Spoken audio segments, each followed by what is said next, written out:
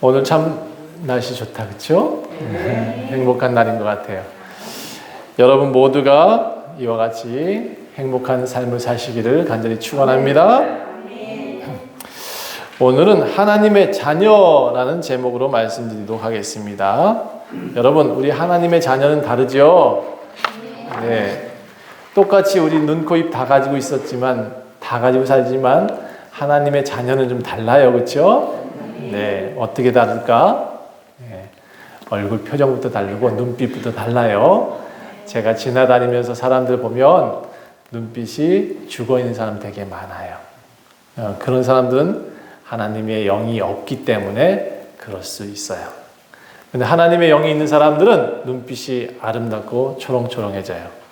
이상하죠? 저는 보면 알아요. 그 사람에게 하나님의 영이 있는지 없는지를 보면 알겠더라고요. 여러분, 어제 저녁에 비가 많이 왔잖아요. 그렇죠? 예. 우리는 일상적인 비처럼 느껴졌어요. 원주는 그런 것 같아요. 강우량이 꽤 많았다 그러는데, 그래서 충주에서는 어떤 강풍이 불어가지고 차가 강풍에 밀려가지고 사고가 났대요. 근데 우리는 약간의 비가 내린 것 같잖아요. 그렇죠? 원주가 참 살기 좋은 도시 같아요. 맞는 것 같습니다. 근데 13년 살았는데 아직까지 제가 재난이 없었거든요. 여기서 예, 태풍 불어도 원주는 깨끗했고 비가 많이 와도 물난리가 나지 않는 도시예요. 어릴 때 제가 강릉에 살았거든요. 11살까지. 근데 그곳에는 태풍이 오면 너무 무서웠어요. 바람 소리, 빗소리, 아유. 당연히 풍랑이 치니까 바다에는 나갈 수도 없어요. 바닷가에 간다 그러면 난리가 났어요. 예. 겨울은 또 왜 이렇게 추웠는지. 거기는 덜덜덜 떨렸어요. 눈만 오면 대관령은 못 넘어간다 그랬어요. 그래서 참 살기 힘든 곳이 강릉이다라고 생각하고 저는 다시는 강원도 땅을 안 밟으리라라고 하고 생각하고 저쪽 부천으로 갔었는데 다시 강원도 땅에 왔네요. 그렇죠? 그래도 원주는 그렇게 무서운 도시는 아닌 것 같아요. 우리가 원주에 이렇게 치악산이 둘러져 있대요. 우리가 이렇게 보호하고 있대요. 그래서 바람이 넘어오지는 잘 못한다네. 예. 자, 원주는 근데 바다가 좀 없어서 아쉬워요. 예, 좀 산이 있지만 바다가 없어. 대신 여기 조금만 나가면 원주천이라는 곳이 있거든요. 예, 졸졸졸 물소리가 참 예뻐요. 그래서 원천 가끔 걸을 때마다 참 물소리 참 이쁜 도시 이런 생각이 듭니다. 여건만 되면 원주에서 계속 사는 것도 괜찮겠어요. 네. 매우 안전한 도시라 그래요. 36만이 살고 있는데 사건 사고가 그렇게 많지가 않아요. 네, 치안도 좋고 도로도 괜찮고 다 평지잖아요, 그렇죠? 어르신들이 살기에는 최적의 도시래요, 여기가. 네, 이렇게 안전한 도시에 살아가는 것이 참으로 축복인 것 같아요. 그런데 여러분, 우리가 이렇게 안전한 도시지만 여기서 우리가 영원히 살 수 있을까요? 우리 100년 뒤에도 여기 있을까? 여러분, 우리 이 땅에서 길게 살아도 100년이래요. 네. 어떤 사람이 조금 더 지난주 제가 보여드렸던 김영석 박사님 같은 경우는 지금 103세라 그러잖아요. 그래도 그분이 지금 얼마나 또 100년 더 사실까요? 네, 100세라 그래요. 우리 강건하면 80이라 그래요. 성경이 그렇게 나왔어요. 사람 연수가 120세를 넘을 수 없대요. 네. 그런데 제가 많은 사람들 만나보는데요. 우리 교회 안 나오는 사람들, 그 사람들 보면 마치 1000년 살 것 같아. 예, 그렇잖아요? 하루도 못 내일도 모르는데 마치 1000년을 살 것처럼 떵떵거려. 와, 목은 왜 이렇게 기부스가 많은지 그 기부스 하나씩 뽑으려면 1000년이 걸릴지도 모르겠어. 사람들은 그렇게 뻣뻣해요. 마치 영원히 살 것처럼 내가 가진 그 재산을 영원히 누릴 것처럼 그렇게 살고 있어요. 근데 우리 믿는 사람들은 알고 있잖아요. 그렇죠? 여기보다 안전한 나라가 있다는 것. 어디죠? 그렇죠. 하나님 나라예요. 원주보다 안전한 나라가 하나님 나라예요. 거기는 눈물도 없대요. 거기는 늙음도 없대요. 아픔도 없대요. 자, 여러분 이런 하나님 나라를 소망하며 살아가는 사람들이 되셔야 됩니다. 여러분, 이 땅은 잠시만 있는 곳이래요. 맞습니다. 이 땅은 진짜 우리 땅이 아니래요. 이 땅은 솔직히 살아보니까 아무리 좋아도 사막 같지 않던가요? 광야 같지 않던가요? 언제나 돌뿌리가 걸리지 않던가요? 근데 이런 사막 같은 땅에 조금의 물줄기를 하나 발견했다고 해서 그 물줄기를 가지고 우리 영원히 만족할 수는 없는 거 아닌가요? 하나님 나라에 가면 따라합시다. 마르지 않는 샘. 마르지 않는 샘이 있대요.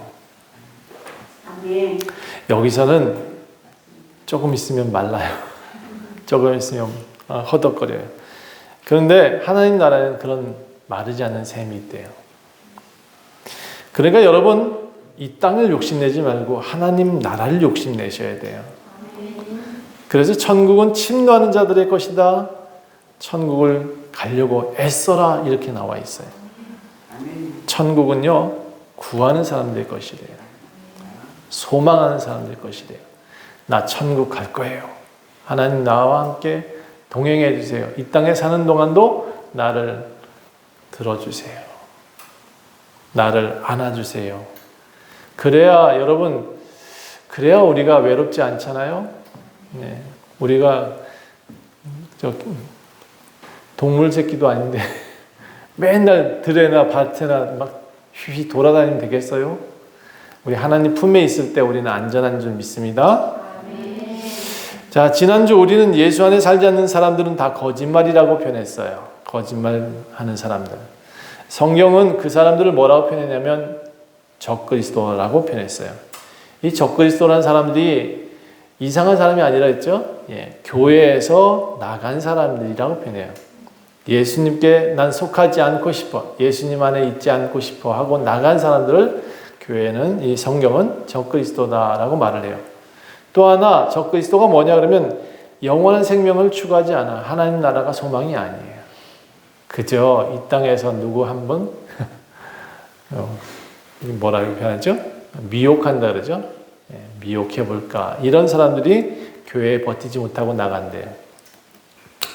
오늘은 예수 안에 있는 사람에 대한 특징을 말씀드리려고 해요. 예수 안에 사는 사람들의 특징. 여러분 예수 안에 사는 사람들의 특징은 아까 제가 눈빛부터 다르다 했죠. 그렇죠? 생각도 달라요. 행동하는 것도 달라요. 그래서 말하는 것도 다르겠죠? 그러니까 머리에 생각하는 것이 말이 되고요. 말하면 행동이 되거든요. 그런데 기독교인들의 말과 생각, 행동은 교회 다니지 않는 사람과는 좀 다른 삶을 살고 있는 거예요. 그래야 되는 거예요. 자, 원래 우리는 어떻게 태어났냐면 하나님께서 사람을 만드셨을 때 당신의 모습을 닮게 만드셨대요. 그럼 당신의 성품이 있을 거 아니겠죠? 그 성품도 우리가 닮았대요. 그런데 그분은 모든 사람을 사랑하세요. 그래서 여러분 우리가 처음에 태어날 때 우리는 순자같이 뭐 성악설 이렇게 표현하는데 그런 거 아니고요. 우리는 원래부터 사랑하려고 태어난 존재래요. 자, 그러니까 옆에 있는 사람 이제 손 붙잡고 당신은 사랑받기 위해 태어난 사람 이렇게 한번 해줄까요? 시작. 당신은 사랑받기 위해 태어난 사람입니다. 네. 우리 사랑받기 위해서 태어났거든요. 예. 사랑한다 그러니까 얼굴이 다 밝아지네. 여러분 우리가 이렇게 사랑하면 얼굴이 밝아지고 행복해지는 거예요. 여러분 우리는 이렇게 하라고 태어난 존재예요. 그 중에 또 택한 사람들이 있어요. 당신의 자녀로 삼겠다. 그 자녀로 삼는 방법이 뭐냐면 영접하는 자, 곧 그 이름을 믿는 자들에게는 하나님의 자녀가 된다. 영접한다. 예수를 받아들인다. 여러분 저는 예수를 받아들인 사람하고 종교인하고 또 너무 잘 알 것 같아요. 어떤 사람이 종교인이냐? 교회는 잘 나와. 헌금도 잘해. 그런데 할 때마다, 헌금할 때마다 나는 얼마 헌금하고, 나는 어떤 사람이고, 나는 장로고, 나는 권사고, 나는 이렇네 저랬네 하는 사람은 종교인입니다. 그런데 나는 이것도 없어도 괜찮아요. 진짜 돈을 드리는 게 아니라 나를 드리는 사람은 진짜 하나님을 사랑하는 사람인 줄 믿습니다. 여러분, 그래서 교회에서 과부의 두랫돈을 더 크게 보시는 거예요. 예수님도 그걸 더 크다고 말씀하시는 거예요. 여러분, 그 택한 사람들, 하나님의 자녀라고 하는 사람은 예수님을 영접한 사람이라고 표현했어요. 이건 좀 다른 표현인데, 무당이 접신한다 그러잖아요. 신이 들어와야 자기가 뭔가 할 수 있대. 그런데 우리는 그냥 종교 생활로 끝나야 될까요? 여기에 영접한다라는 단어가 솔직히 마음에 안 들긴 해. 무당하고 비교하면 정말 마음에 안 드는 단어예요. 그러나 그를 받아들여야 돼요. 그럼 받아들이면 어떻게 돼요? 예수가 내 안에 거한대요.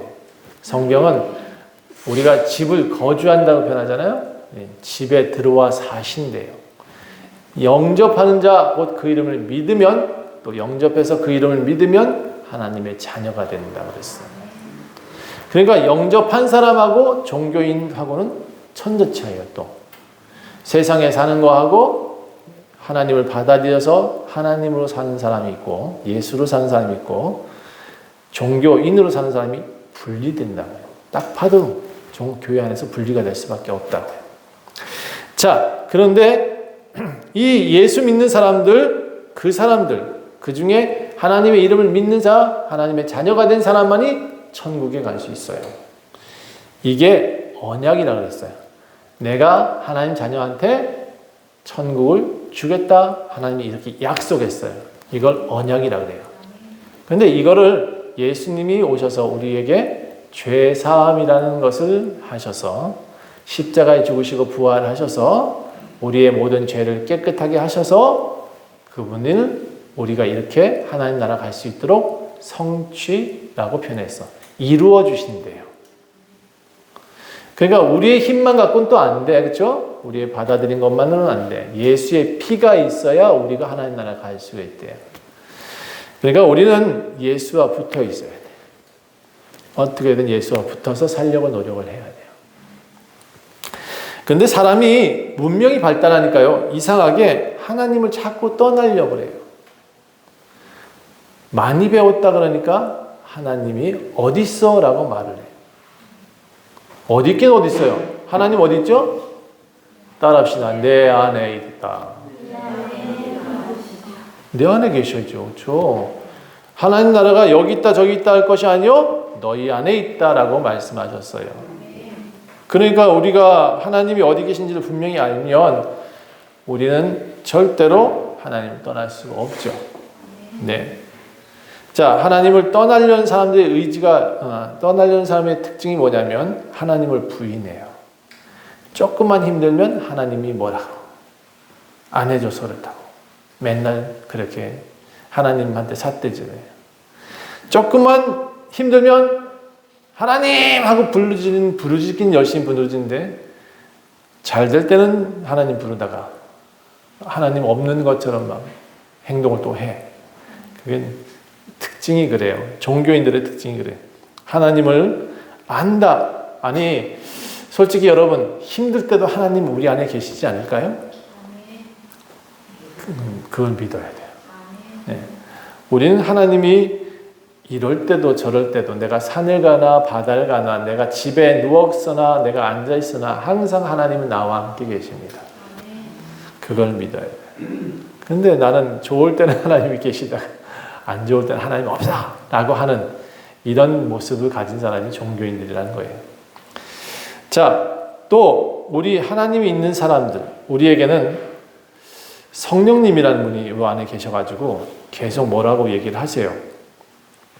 뭐라고 얘기하시냐면 야, 이건 옳은 거고 이건 하나님의 길이고 이건 좀 나쁜 길이고 이렇게 자꾸 가르쳐 주세요. 자, 성경 말씀 들었지? 깨닫게 해주세요. 그분이 성령께서 우리에게 말씀하시면 우리는 알게 돼요. 가르치시고 생각나게 하시고 깨닫게 하신다. 성령님이 하시는 일이 그렇습니다. 근데 믿지 않는 사람들은 이것을 하나님 아버지가 나를 간섭한다고 생각을 해요. 젊은 애기들 키워보니까 나쁜 아이들, 좀 악한 아이들 나가서 뭐라는지 아세요? 아버지를 뭐라 그러는지 아세요? 우리 집 꼰대라고 하는데. 우리 집 꼰대라고. 왜? 맨날 아버지가 자기를 못하게 한다는 거예요. 이게 악한 사람들의 특징이에요. 아버지를 부인해. 아버지를 나쁘다고 말을 해. 여러분, 아버지의 간섭이 싫은 건 우리가 악하기 때문에 싫은 거지, 아버지는 사랑하지 않는 게 아니라는 거죠. 그렇죠? 그는 사랑하기 때문에 잔소리도 하는 거죠. 교회에 나오니까 더 힘들어. 예, 교회에 나와서 더 힘든 사람들이 종교인들이에요. 하나님 아버지를 믿는다 해놓고는 그 잔소리는 싫어. 또 고리타분하다고 얘기를 해. 성경 말씀 똑같이 하지 말라 그러고, 사랑하라고 뭐 하지 말라 그러고, 별별 핑계를 다 대요. 나중에는 뭐라 그러냐면 교회도 목사님 때문에 못 나오겠대. 이런 식으로 나 얘기를 해. 자, 요즘은 또 코로나 때문에 한 3년 동안 교회가 많이 빈대요. 많이 어렵대요. 다른 교회들 다 어렵대요. 근데 이 핑계 대고요, 교회를 안 나와. 미국 교회 성도들이 거의 70% 정도가 다 기독교인이라고 했거든요. 그런데 그 중에 지금 미국의 큰 교회들도 힘들다 그래요. 코로나 3년 겪으면서 세상이 더 좋아. 교회, 가정이 더 좋아. 이제 가정도 사실 좋은 교회이지만, 놀러 가는 게 더 좋아. 이렇게 돼버렸대요. 그래서 교회에 안 나오게 되니까 무슨 일이 생겼냐. 자, 이제 미국의 이런 교회나 한국 교회가 성도들이 줄어들면 어떤 일이 일어나는지 아십니까? 자원봉사자들이 없어진대요. 세상에 봉사하는 사람들이 줄어든대요. 그러면 사회가 더 피폐해질 수밖에 없다 그래요. 여러분, 하나님을 거부하는 것이 죄예요. 죄는 뭐냐면 하나님이 하나님의 권고를 들었으나 거부하는 것. 그게 죄예요. 여러분, 하나님 앞에 나와서 예배하는 삶이 정상적인 삶이에요. 아들이 밖에 나가 놀다가도 집에 들어와야지. 그게 정상 아니에요? 예, 그게 정상이라는 거예요. 우리는 하나님 앞에서 이렇게 모여서 사는 거, 예배하는 거, 아빠하고 밥 한 끼 먹는 거, 그게 정상인 것처럼 우리 주일날 예배 나와서 함께 하나님 말씀 듣고 하늘의 꼴을 먹는 거, 이거 정상이라고 해요. 아멘. 그래서 다시 정상인들의 이야기 좀 해보려고 그래. 하나님 안에 있는 사람들, 여러분 다시 물어볼게요. 여러분 하나님 자녀 맞아요? 아멘. 솔직히 이 말에 대답을 네 하고 하는 사람들이 우리 꽤 있네. 저는 없었지 않았어요. 저는 중학교 3학년 때부터 교회를 다녔거든요. 근데 교회를 처음 갔을 때 제가 노래를 좋아하니까 교회 성가대가 있더라고요. 형 누나들이 있어서 너무 좋았어요. 그들이 날 돌봐주니까 나는 좋았어요. 그래서 외로운 제가 교회만 가면 행복했어요. 그래서 교회를 갔지. 솔직히 그때도 성경책 안 읽었어요. 성경책 왜 읽어? 그냥 가면 좋은데. 친구가 좋았어요. 교회 가면 친구가 좋아서 그냥 교회 갔어. 주일 목사님 설교가 크게 마음에 닿진 않아. 무슨 말씀 하시는데 꾸벅꾸벅 졸다가 와. 그랬어요. 그렇게 내가 누가 이제 가끔 설교 목사님이 그래 하나님 자녀 맞습니까? 또 물을 때 나는 네라고 대답을 못했어요. 왜냐하면 그때는 믿음이라는 게 잘 몰랐어요. 그냥 좋아서 나왔던 것이기 때문에. 하나님의 자녀입니까? 라고 물었을 때 제가 네라고 대답할 수 있었던 것은 꽤 오랜 시간이 지나서였어요. 교회를 다니고 있음에도 불구하고. 근데 요즘은 이제 누가 너한테 하나님 자녀이십니까? 라고 말하면 네, 저는 하나님 자녀입니다. 라고 당당하게 얘기할 수 있어요. 예. 오늘 우리 이 본문에는 우리에게 또 하나의 질문을 하고 있어요. 그럼 여러분 하나님 안에 살고 있습니까? 예수님의 자녀니까, 하나님의 자녀니까. 그럼 그분 안에 살고 있나요? 라고 물어보고 있어요. 아, 나 하나님의 자녀예요 라고 말을 했지만 솔직히 그냥 건성건성일 수도 있는 거잖아요. 하나님 자녀도 부류가 여러 부류 있을 거 아니겠죠? 진짜 하나님과 아버지와 연합된 사람이 있을 것이고, 내 삶은 내 삶이고 당신 삶은 당신 삶이죠 라고 서로 분리하면서 하나님을 밀어내는 사람이 있을 거라고 생각해요. 그런데요, 예수 안에 사는 거하고 예수 밖에서 빙빙 예수님을 겉에서 동글동글 도는 사람하고는 또 차이가 있어요. 여러분 이 요한복음 15장은 우리에게 또 이런 말씀도 하셨어요. 내 안에 살아라. 나도 너희 안에 살게. 그러면 가지가 포도나무에 붙어있지 않으면 스스로 열매를 맺을 수 없는 것처럼 너희가 내 안에 살면 열매를 많이 맺을 수 있단다. 그러니까 나한테 붙어 있어라. 이렇게 얘기를 하고 계세요. 사실 이 말씀도 제가 정말 잘 이해가 안 됐어요. 요한복음 15장이 나는 포도나무의 가지라고 표현하고 있는데 내가 포도나무예요? 사람인데? 이 말이 이해가 안 되는 거예요, 처음에. 내가 예수에게 붙어 있어야 돼. 근데 나중에 자세히 읽어보니까 예수의 모체 나무에 내가 붙어 있으려고 노력하라는 뜻으로 보여요. 내가 붙어 있으라 라고 했던 것이 하나님이 붙들고 있겠지.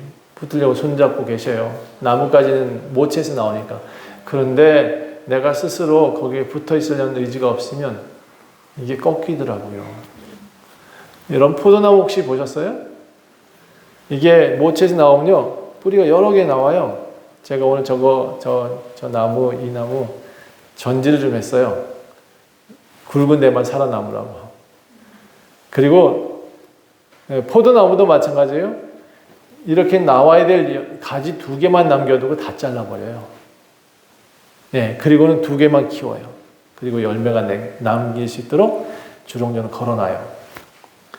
그런데 여러분, 예수 안에 붙어 있어야 우리가 열매를 맺을 수 있다니까요. 우린 그 포도나무의 2줄기 가지예요. 그 가지 가운데 내가 스스로 나는 열매 맺기 싫어 하는 가지는 언젠간 말라 비틀어지니까 잘라버린다는 말이에요. 그래서 여러분 우리도 의지를 가지고 있어야 돼요. 예수 안에 사는 게 지금 뭔지 잘 몰라. 예수가 내 아버지인지 솔직히 예수 안에 예수님이 성령이 내 안에 계신지 확신도 안 들어. 저도 그랬으니까 괜찮아요. 그러나 들어보세요. 생각해 보세요. 내가 예수 안에 붙어 있으면 더 많은 열매를 맺는다는데 그럼 내가 손해볼 건 없잖아. 나를 부르셨으니까 여기 붙어 있으면 된다는데 그럼 분명히 하나님 뭔가 이루어 주신다는데 손해볼 거 있어요? 예수님은 내 앞에 계시지 않아. 보이지 않아. 지금 여러분 예수님 보여요? 안 보여요. 근데 어떻게 그분 안에 살아가라고 할까? 제가 성경을 읽으면서 오랫동안 이 말씀을 읽고 또 읽었어요. 요한복음 15장도 읽고 또 다른 말로 너희가 내 안에 거하고 내 말이 너희 안에 거하면 무엇인지 이룰 것이다. 원하는 대로 구하라. 그리하면 이룰 것이다. 그럼 내가 예수 안에 거하고 그분의 말씀이 내 안에 거하면 기도하면 다 이루어 주신다네? 그렇게 또 믿었어요. 말씀 구절을 가지고 그냥 무조건 믿었어. 왜? 힘드니까. 그래서 그게 나의 확신인 줄 알았는데요. 결국 제가 알게 된 게 있어요. 목회가 힘들고 고단하고 모든 것을 다 내려놓게 됐어요. 하늘만 쳐다보고 있을 때 그때 알게 하셨어요. 이거는 예수 안에 산다는 것은 그분의 말씀을 듣고 사는 거구나. 그분의 말씀을 행동으로 옮기는 거구나. 여러분, 우리가 예수 안에 산다는 것은요, 단순히 나 예수님 믿어 라고 교회에 나오고 있는 그 삶을 얘기하지 않아요. 예수님 믿는 사람들의 삶은 여기서 배웠으면 나가서 행동하는 것으로 나타나요. 우리 여기 시어머니는 안 계시나? 다 시어머니도 있겠지. C자 들어간 사람이 며느리가 A, B, C를 안 한대요. 비타민 C를 안 먹는데요, 글쎄. C자 들어갔어. 여러분, 왜 그래요? 그 시어머니 때문에 교회를 못 나가겠대. 그 며느리 때문에 시어머니가 교회를 안 나가. 예, 여러분, 이게 지금 현재 우리나라의 현실이라는 거예요. 하나님은 그 모든 사람 다 부르시는데, 예, 저 사람 때문에 못 나가. 여러분, 하나님께서 부르신 것이 우리에겐 은혜입니다. 그 은혜에, 그 부르심에 응답한 사람이 구원을 받아요. 그런데 그 응답한 사람이 교회만 나오면 되는 게 아니라 그 말씀을 듣고 행동할 때 예수 안에 사는지 안 사는지를 체크하신대요. 자, 여러분, 계약서가 이만큼 한 10억짜리 계약서가 여기 있다 칩시다. 사인 안 하면 어떻게 돼? 도장 안 찍으면 뭐예요? 무효. 그러니까 여러분, 우리가 살면서 예수 안에 살게 된다. 그게 뭐냐면 세상 밖에서 빛과 소금이 안 되면 우리는 무효래요. 그래서 여러분, 교회는 우리가 그것을 살 수 있게끔 매일 이렇게 목사님 통해서 잔소리 듣는 곳이야. 그래서 조금이라도 이 의지를 불태울 수 있는 곳이 교회예요. 아, 나가서 또 착하게 살아야지. 여러분, 안 되는 거 알아요. 세상이 악한데 내가 혼자 착하다고 될 건 뭐 있겠어요. 그런데요, 전에도 말씀드렸죠. 세상이 어둡다고 나도 어두워야 돼요?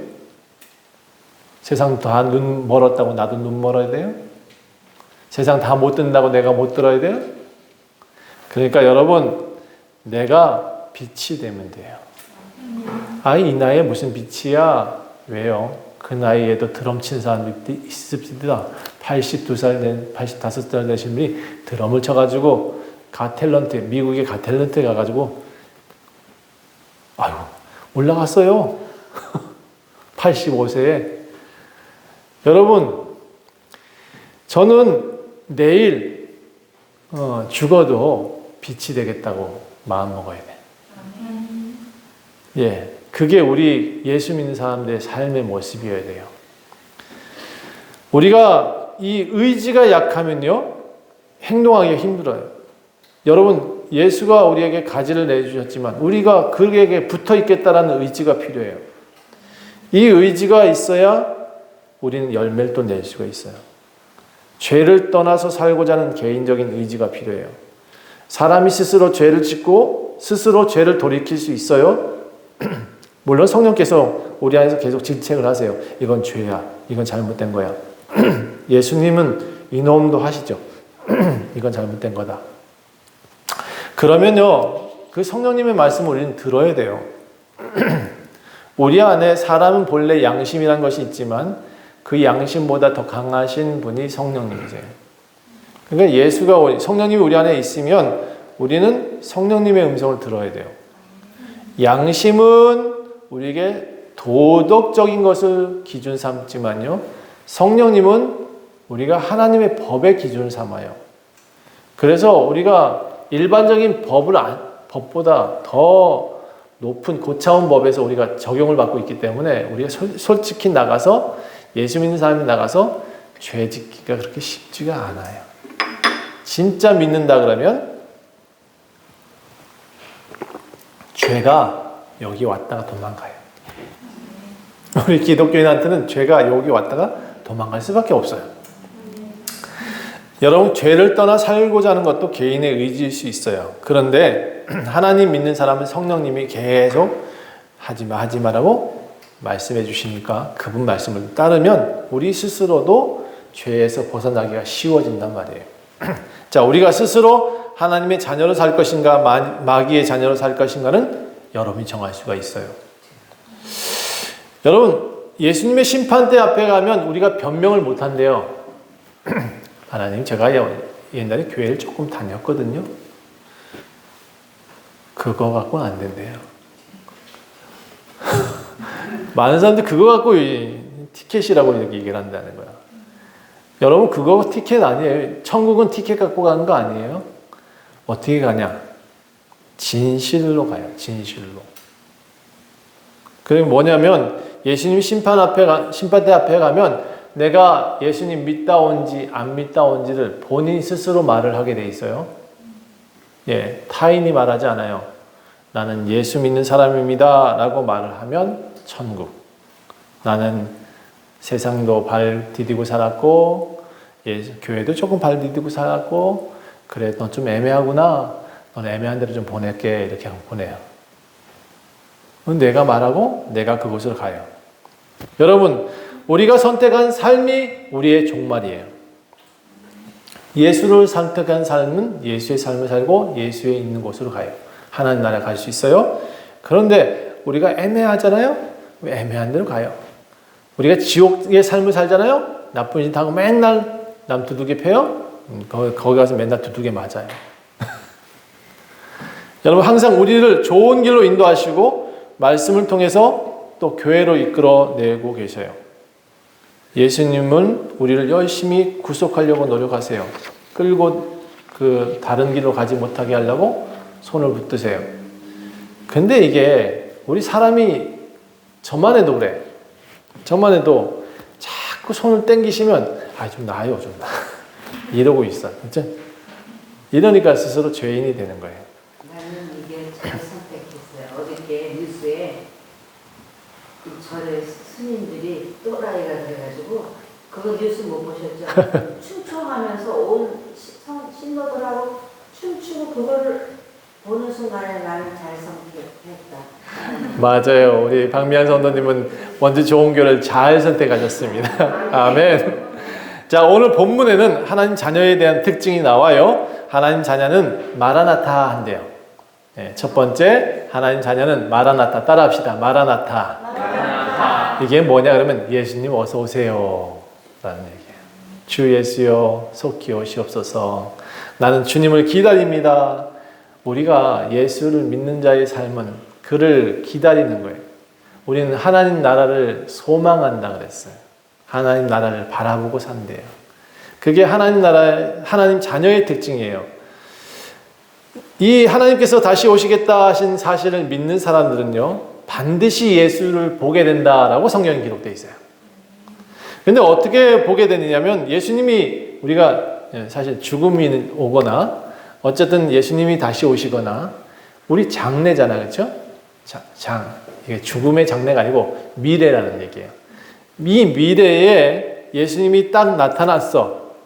그러면 우리는 그분이 흑인인지 황인종인지 백인인지 알 수 있을 것 같아. 그거 아니에요. 그분은 나하고 똑같이 생겼을 수도 있어요. 어떻게 알게 되냐? 성경은 이렇게 표현했어요. 그분의 모습과 예수님의 모습과 우리가 똑같은 모습을 하고 있다라고 성경에 나와요. 어디 나오죠? 예, 성경 한번 읽어보세요. 3절, 2절. 2절 보면 사랑하는 자들아 우리가 지금은 하나님의 자녀라. 장래에 어떻게 될지는 아직 모르지. 나타나지 아니하였으니까. 그가 그런데 나타나시면 우리가 그와 같을 줄을 아는 것은 그의 참 모습 그대로 보게 될 것이기 때문이다. 예수의 모습을 우리가 딱 볼 수 있대요. 그 모습이 정말 어떤 분이신지, 이게 나하고 닮았는지 안 닮았는지는 딱 그분을 보게 된대요. 우리의 미래. 하나님의 자녀는 예수님을 기다리고 살아요. 그렇죠? 그런 사람들의 특징이 또 뭐냐 그러면 이 땅의 죄는 멀어질 수밖에 없어요. 저거는 더러운 거다. 피하잖아. 그렇죠? 그래서 우리가 죄를 멀리하는 특징이 있어요. 하나님의 자녀가 아닌 사람의 특징은 거짓말하고 배교하고 교회를 나가고 이런다고 했어요. 보이지 않게 하나님 자녀가 아닌 사람도 있겠죠. 겉으로는 거룩한 사람, 아까 전에 말씀했던 종교인들, 밖에서는 누구보다도 죄인인 사람들. 이런 사람들은 불법을 행하는 사람이라고 성경은 말하고 있어요. 하나님 자녀인 척하지만 도무지 하나님은 그를 모른다라고 말씀하신답니다. 자, 그러니까 이런 사람들이 교회에 많으면 많을수록 교회들이 욕을 먹어요. 그런데 3장 6절 본문에는 이런 가시적인 사람들의 결말도 나오고 있어요. 3장 6절에 뭐라면 이런 가시적인 사람들은 가시적인 사람들은 범죄하는 자는 그를 볼 수 없다. 이렇게 돼 있어요. 범죄하는 자는 그를 볼 수 없다. 범죄하지 않는 자만이 하나님을 볼 수 있다. 라고 돼 있어요. 죄를 짓는 사람은 마귀에 속한 사람들이래요. 마귀는 처음부터 범법자다. 죄를 범하는 사람이 부류다라고 말해요. 자, 오늘 본문은 두 가지 사람의 부류를 얘기를 하고 있어요. 하나님께로부터 난 자는 죄를 짓지 않는다. 그래서 이 하나님의 씨가 그 속에 살고 있기 때문에 우리는 죄를 지을 수 없다. 진짜로 하나님 믿는 사람은 죄를 짓지 못해요. 예, 진짜로 하나님을 안 믿는 사람은요, 이 죄에 자꾸 흔들려요. 솔직히 제가 그랬거든요. 예. 혹시 여러분은 안 그랬다고 말하지 못하겠죠? 저는요, 계속 죄에 흔들렸어요. 살다 보니까. 그런데 어느 날 내가 하나님 자녀야 라고 딱 알게 된 순간 이 죄가 떠나가요. 더 이상 죄를 못 짓겠더라고요. 제가 교회에 나와서 그나마 이렇게 점점 변화되어 갔는지도 모르겠어요. 근데 어느 순간 딱, 뭔가 물을 탁 짜는 것처럼 제 삶에 반토막이 났어요. 옛날 삶보단 새로운 삶이 더 다른 삶이 됐어요. 여러분, 이 말씀의 내용을 보면 죄 짓는 사람은 마귀의 자식이래요. 죄를 짓지 않는 사람은 하나님의 자녀다라고 결론을 내고 있어요. 이 두 가지를 보고 나면 문자로 보면 좀 이상하다 할 수 있어요. 겉으로는 다 똑같지 않나요? 라고 말할 수 있어요. 이 사람도 교회 다니고 저 사람도 교회 다니잖아요. 근데 누구는 죄를 짓는지, 누가 죄를 짓지 않는 자인지, 누가 하나님의 자녀인지 도대체 어떻게 알 수 있죠? 저는 요즘 딱 보면 알지만 어떻게 알 수 있을까요? 결국은 행동으로 나타나요.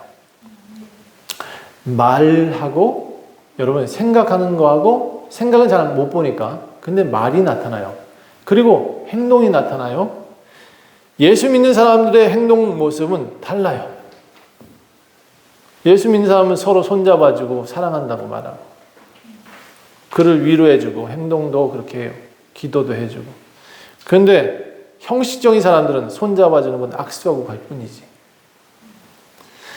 여러분, 이게 다른 거예요. 형제를 사랑하지 않는 사람들은 하나님께 속하지 않는 사람이라고 성경은 말해요.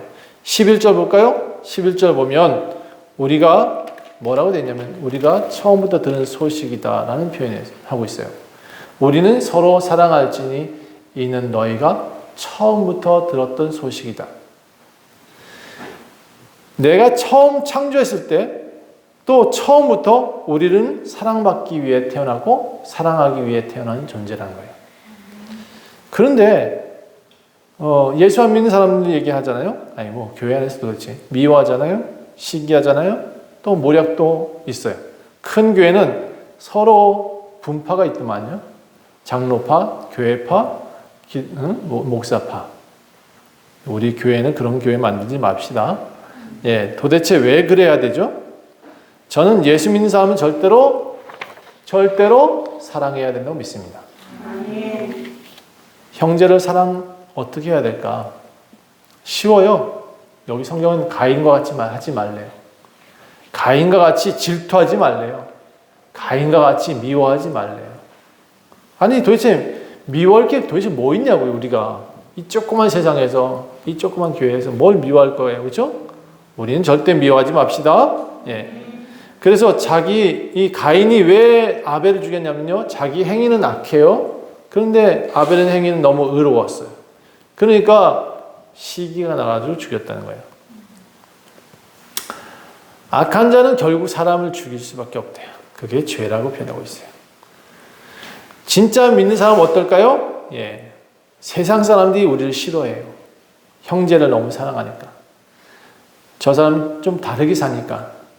교회 다니니까. 열심히 나눠주고 봉사하니까 우리를 싫어한대요. 왜요? 자기들은 못하니까. 여러분 진실하니까 우리는 그들이 싫어한대요.